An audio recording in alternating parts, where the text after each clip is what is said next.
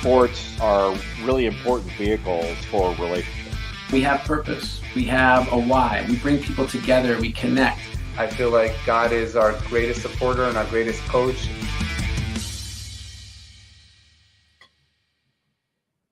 Welcome to Rabbi on the Sidelines. This is Rabbi Sherman from Sinai Temple in Los Angeles. A couple of weeks ago, we spoke to Coach Bob McKillop, the former coach of Davidson, Steph Curry's college coach, and his spiritual journey of taking his basketball team to Auschwitz in 2018. It was the subject of this wonderful book called Unbracketed by Graham Honegger from Butler University and Jerry Logan. And in this book of Unbracketed tells the story of another great basketball program, some program that I was loved to watch and loved to hate growing up in Syracuse, New York, and that was the Villanova Wildcats. And not a player and not even a coach, but the man at the end of the bench, Father Robert Hagan, Senior Associate Athletic Director of Villanova University, team chaplain of basketball and football, Villanova basketball champion 2016 and 2018. Father, it's good to see you. Thanks for joining Rabbi on the Sidelines. Rabbi, thanks for having me. It's my pleasure, buddy. So a couple of weeks ago, I reached out after seeing your story. And as I just told you off the air, there were many times over the last 30 years that we've actually been in the same room. We just didn't know each other. I was sitting opposite the bench and you were on the bench. And I was always jealous that there was a man of faith at the end of the bench. So let's just start right there. And what does it mean to be a team chaplain and not behind the scenes, but literally on the court for these high-level student athletes at Villanova University? It really is a great honor. It's a privileged seat. I don't take it lightly. It's a seat that's been held by many before me. Father Bernie Laser was chaplain for Villanova for 30 years, was on the bench for the 85 championship. He happened to be a teacher when I was at Villanova. So, you know, I know I stand in a long line of, spiritual companions. And, it's kind of like you, I grew up around it. I followed it. I went to Villanova. I've always, loved rooting for the team and to, in some way be a small part of it in their journey, to see how hard they work, how much time, effort that everyone puts into it, from the one who's scoring all the points all the way down to the guys that are doing the laundry. To accompany them on the journey has been it's been a joy in my life. It's really been a blessing to my priesthood. So let's talk about that priesthood, because often you might have the same experience flying on airplanes when people say, "What do you do?" And if you don't want to go the clergy route, you say, "I'm a teacher, I'm a historian." Exactly. But when they say, "Oh, I'm a rabbi," then the conversation begins. But you didn't begin as an Augustinian priest. You began as a lawyer. And so what was that calling that shifted from law to the spiritual world? Well, it sounds like a radical shift, all my buddies kid me and say, all those years in the law, you're just making up for all your sins. You're going to have to take a lot more morality courses, and all the jokes that go along with being a lawyer. But I love the law. My older sister is a lawyer. My grandfather was a criminal defense attorney. And so I think it was something that I thought about when I was in college. The idea of priesthood occurred to me when I was in college, but I just didn't think it was for me. And so I did. I went to law school. I got out and I practiced in the criminal defense field. I represented a lot of guys who were good people who did some bad things. And in the course of my time in the law, which was about 7 years at Gillen and Associates in and outside of Philadelphia, I accompanied a lot of people in some of the lowest points of their life and some of their highest points of their life. And it's so the law and what you and I do is very similar.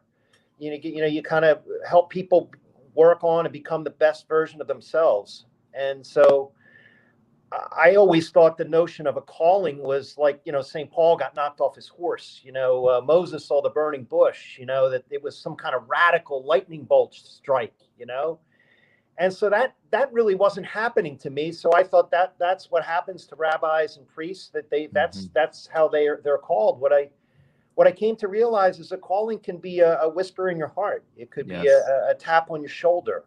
It could be a recurring, where you kind of gravitate towards a particular area in your life, in your heart. That also can be a way that God kind of nudges and prods. And I think that's what happened to me. Just kind of over some time, he allowed me to pursue some of these other options first. And then, very Augustinian, Augustine was about the restless heart. Our heart is restless until it rests in you. Mm. And so it was, a decision that I came to slowly, but certainly no regrets. And I found great peace in this journey.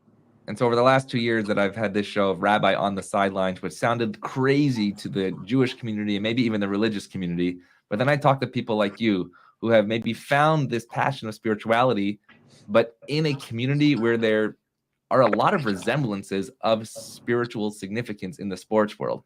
And so was that meant to be in terms of combining that passion? Did you go find it? What led you to the bench? It's funny you say that, because it definitely wasn't my plan. You've heard that expression, if you want to make God laugh, tell me your plans. Yes. It was not my plan. I did go to Villanova, which is an Augustinian institution. So there were Augustinians already there working. And that was kind of attractive to me, because I think I had this perception of clergy and priesthood as like guys who were like in church saying their prayers 24/7. Mm-hmm. Not that there's anything wrong with that. We Mm-hmm. need that. We need people doing that. But what I saw in the Augustinians was they were kind of out in the world, as teachers, as Navy chaplains, as administrators, and so that was appealing to me, but only that. And so when I was ordained, Father Dobbin, who was the then president of Villanova, is now deceased. He said, look, you got the law degree. There's a lot of things that go on in the athletics department that administratively you might be able to work on and handle, and then just kind of bring our mission into that side of campus, if you will. Mm-hmm. And it just happened to coincide with Father Laser, who I mentioned, beloved, longtime chaplain at Villanova for athletics, retired. He retired during my first year. Oh, wow. And so next thing you know, I get the call from Coach Wright and Coach Andy Talley, like, hey, you're here, and it might be an opportunity for you to connect with us in that way. And I really hadn't thought about it until they said that. And here we are all these many years later, and all the things that have happened because of it. And so you didn't mention one person who I think also a big impact on the basketball program, of course, is Coach Rollie Massimino. Maybe talk a little about the Big East back in the day. Obviously, Coach Boeheim, who's a mentor and a role model of mine, still there. Massimino, Carnesecca, John Thompson, now, of course, Jay Wright, who's now retired. What was the Big East of old like? It was tough, but it seemed like those guys really had a spiritual bond and friendship that when they stepped off the court, and I've watched them with the Coaches versus Cancer raising millions for great deeds off the court. Maybe a story behind the scenes that you say, you know what, you see these guys battle it out, but at the end of the day, they're all really trying to do good work for all of us. So true. And also Dave Gavin, Yep. who really was the mastermind behind that all, who really saw, just, it was Northeast basketball at the time. Obviously, we've spread out now since then, but, schools with common values, with great basketball traditions, who would, come together in form this, just competitive bond. And I love listening to Coach Wright, because he makes it very clear what an influence and mentor that Coach Massimino was on him. Mm-hmm. And, I was a student when Coach won that championship in '85. And I have to tell you, like, on behalf of all my classmates, it just really changed us. It really made us, for a, kind of a small little Catholic private school, to believe that all things are possible. Yeah. When you work together for a common goal, and you kind of put your ego aside, and this little Italian guy who just was kind of fiery and disheveled on the sidelines, and he just his word was family. And you talk to those guys from that 85 team, and they're still close to this day. Yeah, they still come back to Villanova as a group together, and he just forged this bond that we had at Villanova, but like you say, Louis had it up at St. John's, and JT had it at Georgetown, and so it was kind of like just families and brothers going at it, and with great respect. And then the expression is iron sharpens iron. Yep. And so because everybody was so good and so committed and so competitive, we all made each other better. And so when we played that Georgetown game in '85, that was actually the third time we played them. And yes, they had beaten us during the regular season, but that because we had a familiarity with them, because we've kind of hung with them, although we hadn't beaten them, there wasn't a lot of fear or intimidation when those guys took the court that night. So you can see 2003 was a big was a big year in my life with Carmelo and Coach Boeheim. And I just remember a couple of years after, Jerry McNamara's last game in the Carrier Dome against Villanova. And yes, Villanova went out with the victory, but Coach GMAC is still on the bench there as well. You mentioned something in this book which was really powerful about the passing of your father at age 47 and this idea of living a life of urgency. Coach John Wooden says, be quick, but don't hurry. How do you balance that within our spiritual lives and the world that's really going around us, that we live with a sense of urgency, but also take a step back to realize what this is all about in the greater picture? Yeah, thanks, Erez. That's really well put. And as you may know, in our faith tradition, tomorrow is Ash Wednesday, and it's kind of a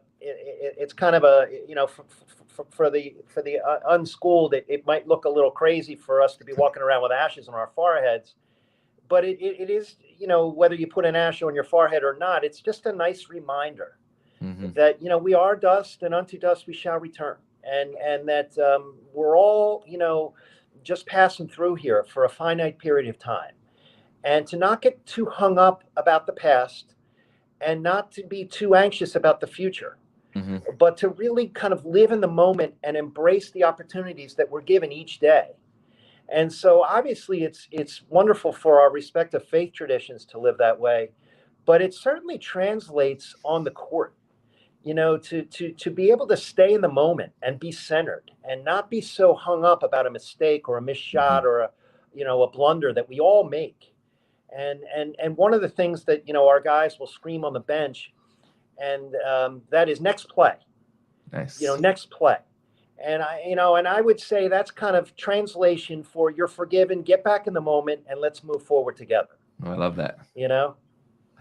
And when you talk about next play, and obviously college players are focused on this play, meaning they're 4 years there.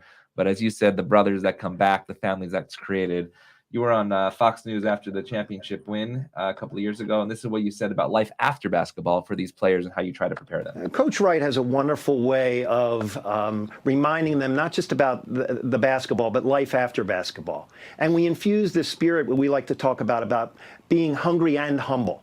And so let's hope that this isn't the greatest thing that Dante ever does with his life. He's got more living to do. He's got more people's lives to affect. St. Augustine has a wonderful line where he says, do not be content with what you are if you want to become what you are not yet. Where you've grown pleased with yourself, there you shall remain. Hungry and humble, content, but not yet. Maybe expand on that a little based on the basketball and based on life. Yeah, it's a really it's good for all of us to remember, but particularly at this level, because as you can imagine, the talent that goes to places like Syracuse and Villanova and now UCLA, UCLA and USC. We're a split congregation here. Well, all those places, okay, will attract the best and the brightest. Right. And so you're talking about young men who haven't sat on the bench since third grade. Who are used to being the star at every level that they've been at. And yet you want them to continue to get better. You want them to continue to have the humility to say, what else can I improve upon? And I think that's where, Coach Wright and others have really done well to say, we still got work to do here. And let's not be satisfied with what you did last year or the trophy that you took home 2 years ago. One of the things that Coach Wright would do at every awards banquet at the end of the year, he would ask the parents of our players or the guardians, whoever they were, responsible for the young man, to stand up. And he would personally thank them Nice. for raising a person that was coachable. Because if you've got somebody who's got all the answers, who knows it all, who's done it all, who isn't hungry and humble, how can you possibly get better? Mm-hmm.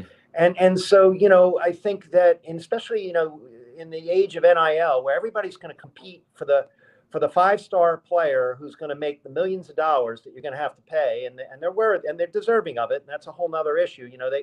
They should get a share in this revenue. I hope the clergy are included in NIL, by the way. I don't know yet, but yeah. If you have somebody that maybe isn't a 5-star player, right, who's maybe a 3-star player, but who's willing to work and get better and engage in player development, boy, you can have a lot of success on and off the court with people like that.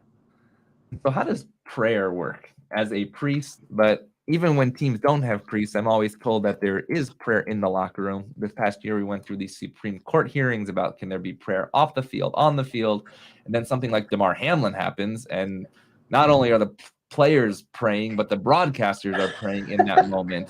Yeah, and it was like, give me prayer. And right. So this is what you said after the championship game, how you bring the team together in a circle and what you pray about.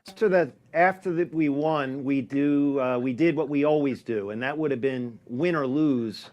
We join hands in the locker room and give thanks to God for the opportunity to compete. And we use our gifts to the best of our ability. And on that night, we happen to come out on the right side of things. And we're just so blessed for the example that team is. Perseverance, as you said, brotherhood, sticking together. And these are the kind of values that we want to take out of that locker room into the rest of our lives. And we talked about how we're really bonded and united in that spirit long after Monday night. What does prayer look like before the game? Is there a prayer that you like? Do you find something from the Psalms, from Proverbs that the players like? How do you match the moment, whether you're at a winning season, a losing season? What sermon do you bring to those teams at those moments? Thank you. As you know, well, you and I are from different faith traditions, but there's so much in common. Yes. And Augustine would say prayer is conversation with God. Mm-hmm. Let's open up our hearts and minds and talk to God, and maybe bring our intentions that we have that day. Maybe, and it may be beyond what's going on in the locker room. My grandmother's sick, my brother's in prison, so-and-so's really struggling. To invoke that spirit and that conversation with our higher power, and trust that, and remember, we're not in it alone. Now, you're right. We do kind of replicate what we would call a ritual, and I think so much in sports is ritual. You talk to guys that they eat certain foods, they stretch at a certain time, they sit in a certain locker. There's a lot of ritual that goes along with sports, and so we'll incorporate a prayerful ritual 4 hours before every game. We have our team meal, and we would say before we take our spiritual food. Before we take our material food, let's take some spiritual food. Love that. And then, I'm not trying to script it, but I'll draw inspiration from scripture, from current events, and then, from just kind of the life rhythm of the team. What we're going through right now as a team is not where we were in 2018 when we were just, mowing people down. Exactly. And so we know that prayer doesn't mean you're going to win every game. Mm-hmm. But it does mean that, as we said, you're going to try to remember that we're in it together, to ask for the gifts that we might need in that moment. In certain moments, it might be humility. In other moments, it might be patience. And so I'll look for a scripture that pertains to, the kind of the current event and where we are for the day. We'll read the scripture. We'll talk about how it applies to our life. We'll invoke prayer intentions for anyone, family or community that, we want to ask God to offer strength for. Oh, I love that. And then we'll close it up. And then when we get in the locker room, we'll kind of do a smaller version of that, maybe just kind of a summary of where we were 4 hours before. And then, as we said, win or lose, we come in that locker room before Coach Neptune or Coach Wright will say a word about the game. The first thing we'll do is join hands and thank God for the opportunity to compete. Nice. You know? And how does that work with either athletes who are religious or not? Because just last week, I was actually on a panel at a university out here, specifically when the DEI officer, and they talked about religious biases within athletes. And some people come with religion, some people don't. As you probably have people come into your office saying, Father, I'm not religious, but I'm spiritual. Right. I ask them to define what spiritual means. They define everything what religious is. So you have a group of basketball players. Yeah. They didn't necessarily sign up to go to synagogue, mosque, or church, but then they are given an amazing father.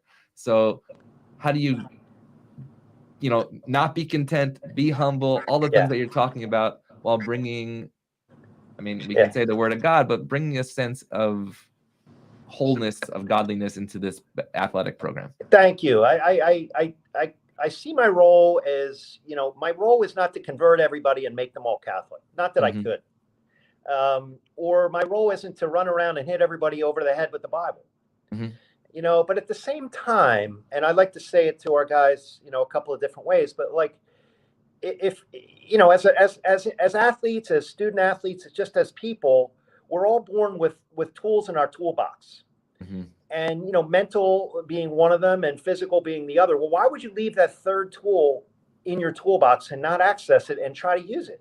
Yep. And so I think we are fortunate in that Villanova is a private institution and it's mission based. So I think a lot of that, Erez, comes out in the recruiting. That I am fortunately to be involved in some of the recruiting where you just kind of learn that spirituality is part of the deal. We're not going to force it on you, but we are going to offer it to you as we would offer any other source of support for you. And there's always a grandmother or an uncle or somebody in the family who is happy that this is part of it. Right. It's not the only part, and it's not a forced part. So I do think that the kids that come here kind of understand that it's part of the deal. And then while they're here, my hope is that, for some are really into it, others may not be into it, and then others kind of grow with it as they go along. And it's interesting. There's a university, if you're familiar with it or not, Yeshiva University in New York City, and they're Division III. And they're really bringing that to the spotlight right now, specifically with a player named Ryan Terrell, who is actually in the G League, who's one of the first Orthodox Jews drafted by an NBA team. And they're bringing it to the forefront, and they're really allowing the Jewish community to understand that you can do both at a high level. And I think that's what I love about not just your story, but obviously growing up in the McGee, seeing, a priest at the end of Notre Dame, Seton Hall, Nova, all these schools, and the fact that they have this spiritual guidance is just really, it really is a blessing as well. And like the fact that we're trying to pray and be spiritual, it doesn't mean that we're better. It doesn't mean that our kids don't, act up. It doesn't mean that we don't have, code of conduct breaches once in a while. Like, we're just striving to be better. It doesn't, I think sometimes, the religiosity can put you apart as though somehow you're trying to, be above it all. We're certainly not above it all, And so how do you see sports and faith have the ability to bring people together? And I give this example, unfortunately, over the last few months, a lot of anti-Semitism and in fact creeping into the sports world because it's an easy place to bring that, whether it's in the NBA or different colleges. And my preaching is actually something that we're going to talk about in a minute. I believe it's not of Augustinian foundation, but I believe the quote that you're going to have right here speaks to the same tradition that we have of loving your neighbor as thyself. How do you see at Villanova, for instance, somebody coming from this, somebody coming from that, and with this ball, they become this? Yeah, it's so well put. The word we use at Villanova a lot, it was a core Augustinian value, but it's certainly a universal value, and that's community. And what a wonderful creator of community athletics is, to bring people together into the arena, into the locker room. There's so much diversity in athletics, diversity of thought, of economics, of race, of geography. and how much we can all learn and benefit from one another. And so, sports is a wonderful platform. I think sometimes if we're not careful, people can, kind of almost hijack the platform and use it for their own, kind of personal advancement. But at the same time, they may be passionate about a particular cause. But in general, community to come together for a common goal, to remind people that everyone belongs. We have a saying on our team, that Coach Wright used to always like to say, our roles are different, but our status is the same. Oh, nice. Whether you're scoring all the points or you're coming off the bench or you're a manager or you're doing the laundry, that sense that we're all in it together. Augustine says, each of us strengthens all of us. There's so many parallels from the locker room to the court that when you really believe that, I always like to point back to, I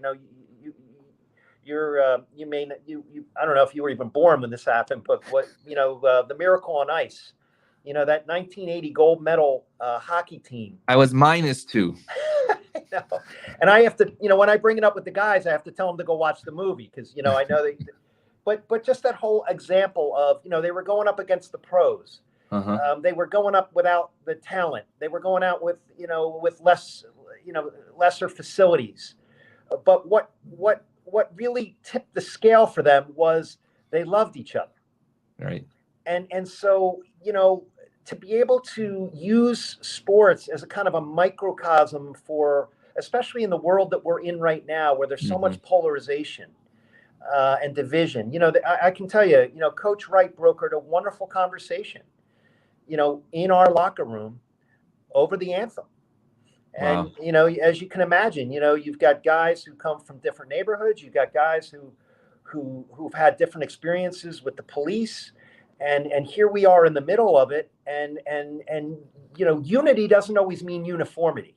But when you have a spirit of respect, when you love your brother, when you can appreciate where somebody else is coming from, it's been said before, when you know someone's story, it's hard to hate them.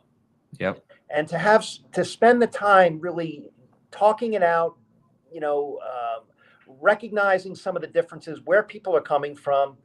And we were able to kind of negotiate, how we were going to handle that. And those aren't easy conversations. Actually, a couple of weeks ago, I had Len Elmore, the great broadcaster, All-American, NBA veteran, Harvard-trained law attorney, now teaching at Columbia University, and he teaches a class called Athletes and Activism. So you just said that Coach Wright brought that topic to the team. Are there any times when you hear topics maybe that the student athletes feel are very important to use their platform and guidance on the spiritual side of how they both have to be careful for their own image and representing the university, but also being authentic to who they are? Yes, exactly. I mean, it comes up a lot around, free speech. People might want to say or promote a certain cause. The NIL is going to present that challenge, I think, for a lot of endorsement opportunities that, may or may not be consistent with the mission of the institution.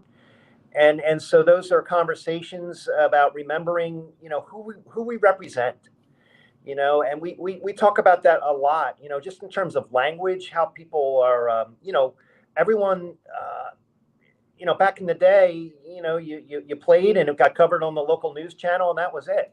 Right. Now everybody has their own social media page, their own Twitter account, and what they say and how they represent themselves also has to be mindful of how you represent your family, how you represent the institution, how you represent the other members of your team. And so, I've been able to participate in some of those conversations. And, it goes back to what we were saying at the beginning. If you come at it from an aspect of humility, from a point of view that, I'm trying to be respectful of how everyone else might be affected by this, right, not just me. And I think that goes back to the concept of team. Some of our best teams, our closest teams, not because we won it all, but because they were people who wanted to be part of something bigger than themselves.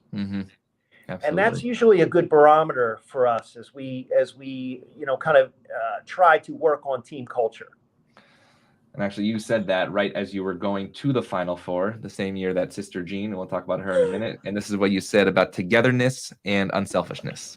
They have a spirit of togetherness. They have a spirit of humility. They have a spirit of perseverance. Easter's all about renewed spirit, and they have it. And they're unselfish, and it's really it's been a joy to watch them grow, not just as a team, but as brothers.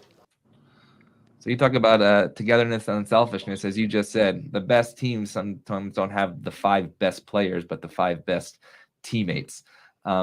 Maybe name what is one of those teams when you thought in the beginning of the year, you know what, they don't have it, but then you realize that they had it, which was the togetherness that really made them successful. Well, it's funny. There's a team that's not often spoken of because of the recent success, but in 2009, that was Jay's first Final Four, and that was a team that really was on the cusp of not making the NCAA tournament. It was not; they were not a bunch of world beaters, but boy, they were grinders. They had a work ethic. They really liked each other, and they had great team leadership. So they had seniors and captains who were willing to.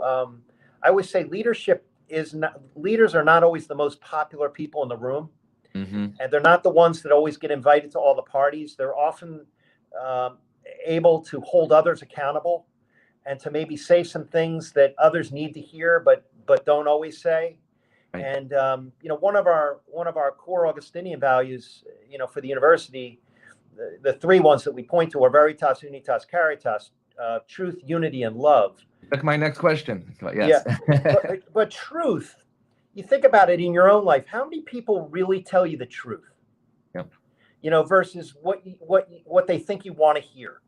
Mm-hmm. And so if you have a teammate, a brother, a coach, a parent, a good friend who's willing to kind of call you out and say some things that maybe nobody else has said to you, or something that you need to work on, or maybe a blind spot that you don't even notice about yourself, that's where growth can take place. Mm-hmm. And when that happens, I think there's also an element of forgiveness, which you also talk a lot about, specifically in the New York Times article. Actually, you said things like relationships and forgiveness and getting up when you're knocked down are opportunities for all people. I never thought about forgiveness being a part of this sort of sports world in a meta way. What does forgiveness look like based on what you just said in terms of leadership, but also in terms of improvement in our own lives? It's such a good point. I mean, you think about the individuals that we're talking about. They are uber competitive. They're not used to losing. They don't want to lose. They don't like to lose. And so when someone is challenged, when somebody is beaten, somebody has made a mistake, somebody has lost playing time, they can, if you're not careful, I like to say that can be like a rock in the shoe. Mm-hmm. And that rock in the shoe rolls around, and it's kind of not a big deal unless you leave it in there. And the next thing you know, it breaks through the skin and causes a full-blown infection. And so there have to be those opportunities in life, in our marriage, in our ministry, on a team, where you dump those rocks out of the shoe, right? And you own it. You say the I'm sorry. You recognize that somebody else, has maybe done something better than you, or has gifts that you don't possess, and to not do that, and it happens to all of us. Not to forgive is like holding on to like a burning rock, mm-hmm. and ultimately it just burns your own hand. And to be able to have the ability, the grace, the strength to put it down. And move forward, and then back to if you want to take it back to the court, when you're centered, when you're at peace, when you're in right relationship with yourself and your God and others, boy, then you're ready to perform at your best. Wow, I love that. Actually, a new book out by Professor Dave Hollander from New York University called "How Basketball Can Save the World." It's actually going to be in person here at Sinai Temple March 15th on a book tour. But he speaks about exactly what you're saying, that this game is so unique from all other games. One of them, he says, is that basketball is positionless. Obviously, there's guards, forwards, and a center, but immediately you have to switch from offense to defense, from the guards are dunking, the centers are shooting 3-pointers. And this idea of togetherness and play as a unit, as somebody once told me just recently, what Dean Smith used to say, is that basically it's 5 guys but beating as one heart. Yeah. And I think that's just so true, specifically in this game, that I personally love and love to watch it as well. Just take us through number one. Seth Greenberg from ESPN told me a couple of years ago, the locker room is the sanctuary. This week in the Jewish tradition, we read from the book of Exodus in Hebrew, V'asuli mikdash v'shachanti b'tocham, that God says, you should build me a sanctuary for I shall dwell in it. And we know that God doesn't need a sanctuary to dwell in. God can dwell everywhere, but we in fact need a place for God to come and dwell. Take us to that locker room sanctuary, and does that metaphor add up? Thank you. That's really well put. There's been a lot of talk these days in the world about people having a safe space, to be able to be in a safe space where you feel respected, where you can share without being judged, and where you can really feel the support of the people around you, and in our case, and with your God. And the locker room can be that place where the people in there understand the life and the ups and downs of the team, and hopefully of the lives of the people that are in the lockers. That we don't live in a vacuum. And if you're struggling, if something's going on in your life, there's a good chance that somebody else in that locker room, if not one or more, are going to know. And a lot of people on the outside aren't, especially in college, because people treat these young men and women like pros, and they're not pros. And, they have girlfriends and boyfriends who break up with them, and they have parents who were divorced, and they have, loved ones who have cancer. And not everybody knows the weight and the pressure that people are walking around with and carrying. You've heard that expression, be kind to people, because everyone is fighting a battle that you know nothing about. Right. Well, in the locker room, they probably do. And so that's a sanctuary. That's the safe space for people to know that these people have my back. These people are rooting for me. These people support me, whether I make the basket or I don't, whether we win tonight or we don't. And I personally, I'm really consider myself privileged to be in that sanctuary. Nice. And the father of that sanctuary as well. 2 more questions. First, the more I like to say, in Hebrew, we say, Ma'alim b'kodesh v'lo moridin, you should go up in holiness and not down. So we'll start with more of a ordinary question. If you have to think about it, just let me know. But any moments of that Villanova-Syracuse rivalry that you can think of that just that the privilege of being there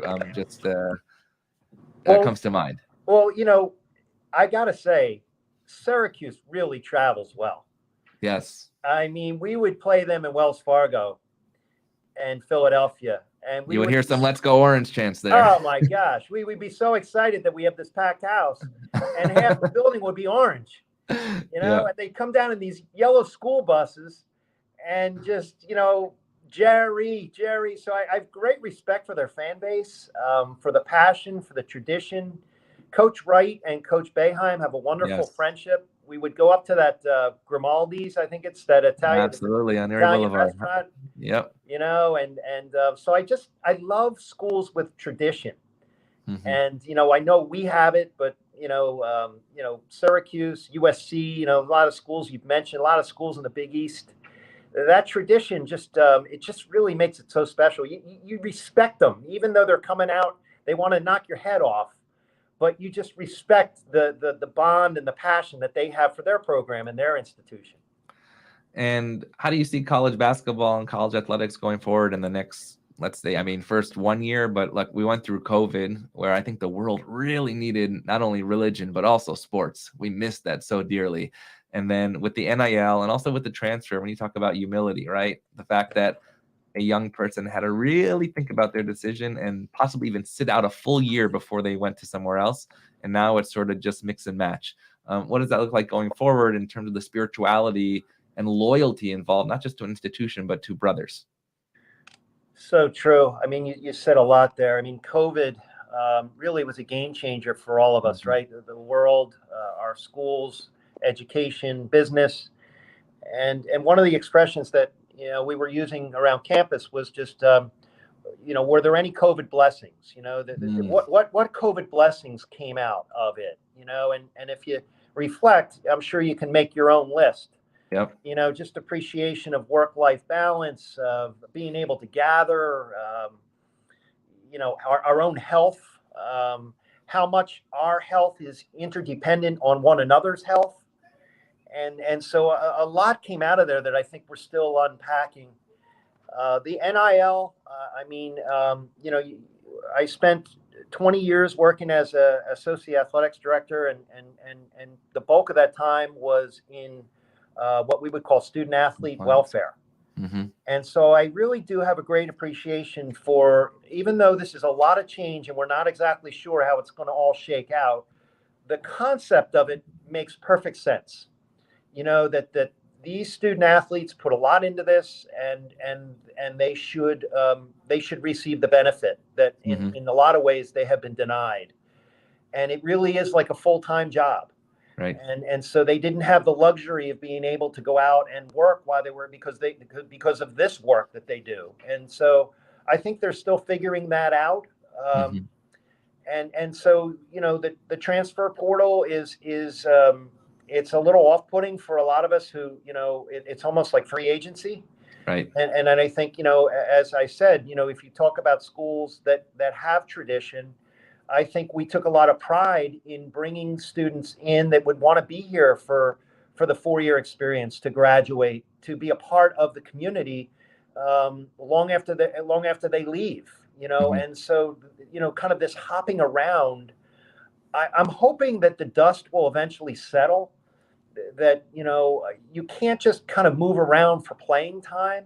Right. But that you want to put roots in a place where you're feeling this other support, whether it's academic, medical, spiritual in this case, and so I think it hasn't been, the dust hasn't settled on all that in terms of the transferring that's taking place. But in the end, a lot of people have derived a lot of benefits from this. Right. The schools have, the coaches have, the institutions have, and certainly the student athletes should. The last question, it's, as you said, it's holy season, both in your tradition of Easter and Ash Wednesday coming up. And for us, it's a matter of weeks going to be Passover, which obviously also we'll say conflicts often with the Final Four. That's one day I'm going to do maybe a Passover Seder at the Final Four, and I would love to have you at our table as well. But everybody starts out 0-0 with no wins and no losses. Not many people have the opportunity to stand on that court at the end, cut down the nets, and hear one shining moment standing on center court. I watched that song and replay basically with tears in my eyes every year, seeing the emotions of the team that won, the team that lost, Sister Jean, Father Hagan. What is it like to stand on that court, hearing one shining moment, knowing that you've reached the top of that mountain? It's so humbling. I know you said that you had sent me that quote about Coach Wright saying that he just felt blessed. Mm-hmm. You almost feel not worthy of all the joy that comes from an experience like that. And I think it really goes to that back to that kind of one day at a time, that one game at a time. Right. That the values don't change. You just happen to kind of get to the last one. Mm-hmm. And so you're standing up on that mountaintop, just incredibly grateful and aware of how many other people it took to accomplish that goal. You think about your family, the coaches think about their spouses, their children, the players, the parents, you know, players that went before that didn't win but helped pave the way. Right. Your heart just fills up with so many memories and appreciation for all the many hands that went into it, that it really just defies words. And you just, all you can do is say thank you, God, and thank you to the person that's standing next to you that you just want to hug. And so in just a few moments, I believe you're going to be at the team meal before the Xavier game. What prayer do you have in mind to the team? But more important, what prayer do you have for us as we go into March and March Madness? Well, thank you. As I mentioned, you know, tomorrow is Ash Wednesday, and so we will talk a lot about the urgency of life, about not being hung up about the past, and certainly not being worried about the future. This is not maybe we haven't won as many games as we would like to have won this year so far, but that doesn't mean that we still don't have a brotherhood, that we still can't be the best version of ourselves moving forward. And so that would be the message today. I mean, for the team, and the message today, you know, for all of your listeners, for you, Rabbi, I'm just so grateful for you reaching out. You know, I have the 10 Commandments hanging up in my office. You know, Jesus's Last Supper was a Passover meal. I feel a lot of bond and connection with our Jewish brothers, with all of our sisters and brothers of all many faiths, that we're all, you know, there's many roads to heaven. Mm-hmm. And if we can, you know, love and respect and try to help one another, I think in the end, that's where we find peace. And so I'm grateful for the bond that we have here, and for the invitation to come on today. Amen. And as you watch the game tonight, Villanova Xavier, make sure you watch the coaches, make sure you watch the players, but make sure you look at the end of the bench to see Father Robert Hagan of Villanova University. Father, it's so great to have you. Senior Associate Athletic Director of Villanova, Team Chaplain of Basketball and Football, Villanova Champion of Basketball, NCAA 2016-2018, right here on Rabbi on the Sideline. Father, it's so good to see you, and we'll see you in the city of brotherly love. Have a great day. God bless. Thank you.